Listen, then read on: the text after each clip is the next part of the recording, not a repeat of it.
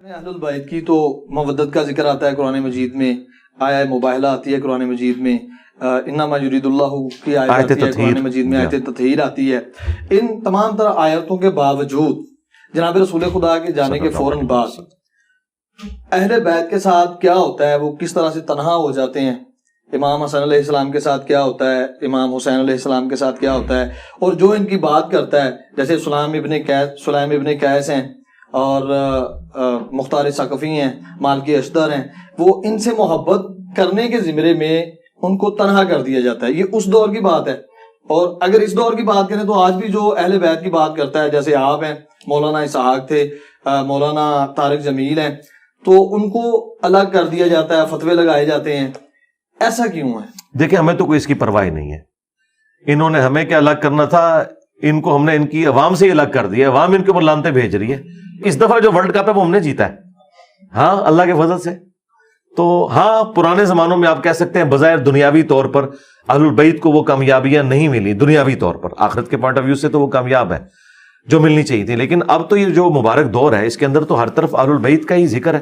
اب رہ گیا یہ جو نبی الاسلام کی وفات کے بعد، تو یہ ہمیشہ ایسے ہوا ہے کہ جب مخلص ساتھی رخصت ہوتے ہیں نا، تو ان کے رخصت ہونے کے بعد پھر ظاہر ہے کہ نا ہنجار نا خلف لوگ منظر عام کے اوپر آ جاتے ہیں۔ نبی الاسلام کے جو اپنے مخلص ساتھی تھے انہیں تو اہل بیت کی عظمت کا پتہ تھا، اور اس لیے انہوں نے پورے پیشن کے ساتھ ان کا ساتھ دیا۔ ایک ثقیفہ بنی ساعدہ والا جو ایشو ہے، وہ چونکہ at the end of the day mishandling کے باوجود اس کے اوپر سیدنا علی نے ایگری کر لیا، لہٰذا وہ تو چیپٹر ہو گیا کلوز۔ اس میں بھی جو امام بخاری ہیں وہ لکھتے ہیں کہ 6 ماہ بعد جناب امیر کو پتہ چلتا ہے کہ خلافت کا سلسلہ جو سارا یہ نہیں، ان کو پتہ چل گیا تھا، انہوں نے بیعت نہیں کی تھی۔ امام بخاری نے یہ نقل کیا ہے، مسلم نے بھی، کہ 6 مہینے تک انہوں نے بیعت نہیں کی۔ اچھا، جناب امیر المومنین علی بن ابی طالب کو اس واقعے کی خبر نہ دینا یا خبر نہ ہونا، اس کے پیچھے کیا پس منظر ہے؟ اس کے پیچھے پس منظر سیدنا ابوبکر عمر نہیں ہے، وہ تو بےچارے بیٹھے ہوئے تھے میت کے اوپر، انہیں تو آ کے خبر ملی ہے کہ ثقیفہ بنی ساعدہ میں سعد ابن عبادہ کو لوگ امیر چننے لگے ہیں، لہذا سب سے بڑا جو غالی شیعہ یہ ظلم کرتے ہیں، اور وہ کہتے ہیں کہ ابوبکر عمر خلافت کے لالچی تھے۔ اگر یہ خلافت کے لالچی ہوتے تو یہ ثقیفہ بنی ساعدہ کی میٹنگ کال کرتے۔ میٹنگ تو انصار مدینہ نے کال کی ہوئی تھی جو خود شیعہ علی تھے، تو سٹارٹ تو وہاں سے ہوا نا، اور وہ حضرت علی کو نہیں چن رہے تھے، سعد ابن عبادہ کو چن رہے تھے، اور سعد ابن عبادہ بہت بھاری شخصیت تھے، یعنی وہ آؤٹ آف کوسچن ہے کوئی کہ ان کے اوپر کوئی تان کرے۔ اصحاب صفہ میں سے 155 اصحاب کا کھانا ان کے گھر سے جایا کرتا تھا۔ یہ 2 بندے ہیں جنہوں نے نبی الاسلام کو مدینے میں سپورٹ کیا ہے، سعد ابن معاذ جو اوس کے سردار تھے، اور خزرج کے سعد ابن عبادہ۔ اگر یہ 2 بندے نہ ہوتے تو نبی الاسلام کی دعوت کو جو یہ عروج ملا ہے، جو اللہ تعالیٰ نے یعنی صحابہ کے ذریعے ہاتھ مضبوط کیے ہیں، تو یہ 2 بندے ہیں، ان میں سے ایک سعد ابن عبادہ تھے۔ سعد ابن معاذ تو شہید ہو گئے تھے غزوہ خندق کے موقع پر، جو انہیں یہاں پہ تیر لگا تھا اور وہ زخم جاری ہو گیا تھا۔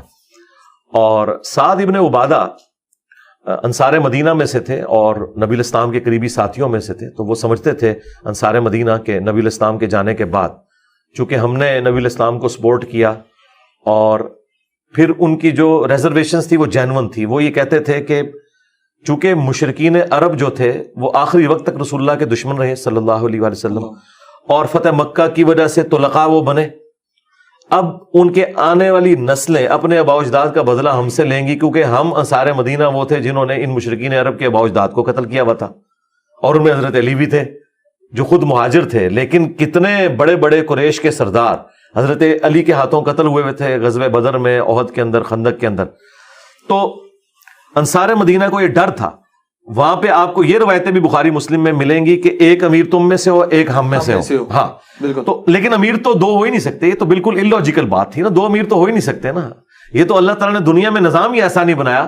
جب بھی کوئی جوائنٹ سسٹم بنتا ہے اس کا امیر ایک ہوتا ہے، خاندان میں امیر ایک ہوتا ہے، وہ مرد ہوتا ہے، الرجال قوامون علی النساء۔ خود اللہ نے اپنے بارے میں کہا ہے کہ اگر اللہ کے ساتھ کوئی اور الہ ہوتا تو یہ زمین و آسمان کا نظام درم برم ہو جاتا، سورۃ الانبیاء کے اندر۔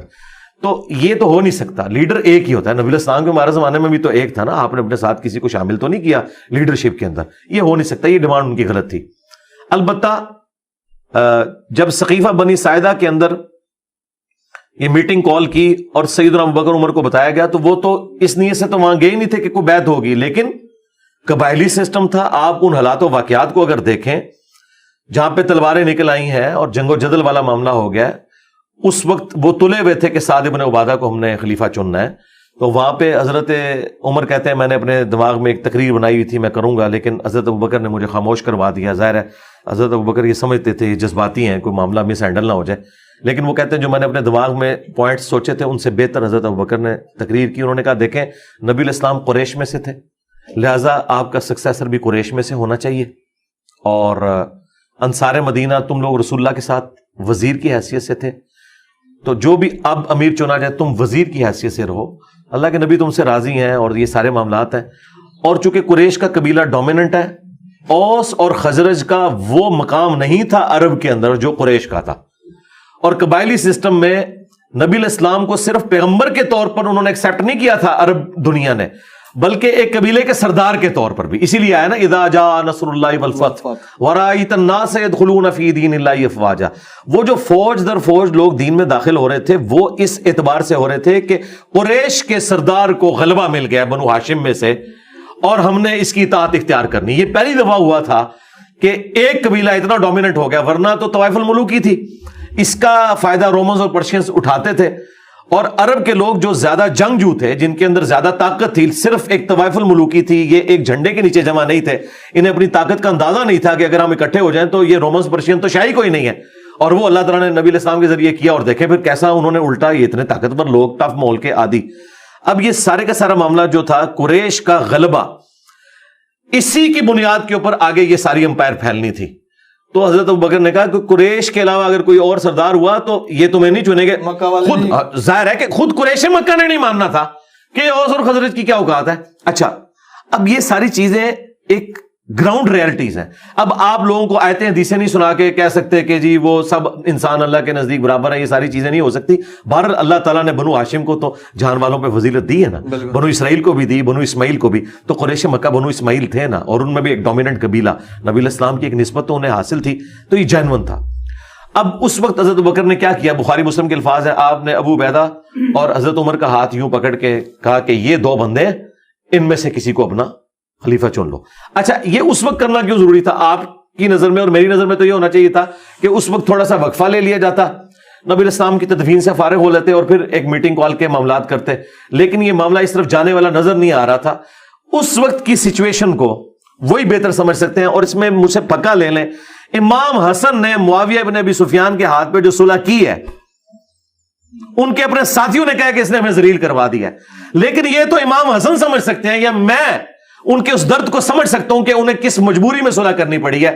صلح ہی اس وقت بہتر آپشن تھی, ورنہ وہ تو 40,000 کا لشکر لے کے گئے تھے معاویہ سے لڑنے کے لیے, لیکن انہوں نے دیکھا کہ ان کے سردار خرید لیے گئے ہیں اور یہ معاملہ بگڑ جائے گا, تو انہوں نے کہا بھائی بہتر یہ ہے کہ اس معاملے کو میں یہاں پہ ٹھپ کر دوں. یہ پورا مقدمہ ہے, وہ آپ اپنے پاس رکھیں, سوال اینڈ پہ کر لیجیے گا, میں مقدمہ کلیئر کر رہا ہوں, ورنہ ٹیمپو وہ ٹوٹ جائے گا. میں آپ کو بتا رہا ہوں کہ آج بیٹھ کے کوئی سچویشن کا اندازہ نہیں کر سکتا جب تک آپ زمانے میں ریورس جا کے وہ سارے حالات دیکھ نہ لیں. تو حضرت ابوبکر نے اس وقت یہ ریلائز کیا کہ بھائی اگر اس وقت کوئی ڈیسیژن نہ ہوا تو یہ تلپٹ ہو جائے گا, اور یہ انصار مدینہ کو چنیں گے اور ایک نئی گیم شروع ہو جائے گی, قریش مکہ میں پھوٹ پڑ جائے گی. اب اس کا آخری حل یہ ہے کہ ان دو بڑے سرداروں میں سے ایک کو چن لیا جائے.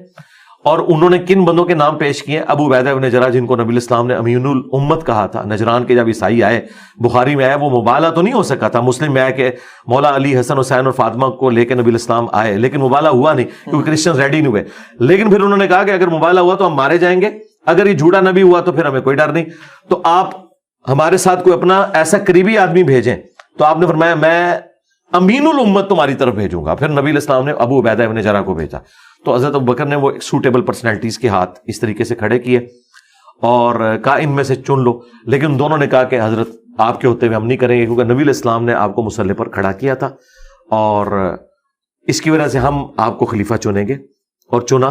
انصار مدینہ بھی ایگری کر کے, سعد بن عبادہ اکیلے رہ گئے, ان کے اپنے قبیلے کے لوگ اپنے سردار کو چھوڑ کے حضرت ابوبکر کے اوپر راضی ہو گئے. اس سے آپ کو اندازہ ہوگا کہ حضرت ابوبکر کی پرسنالٹی کتنی بڑی تھی.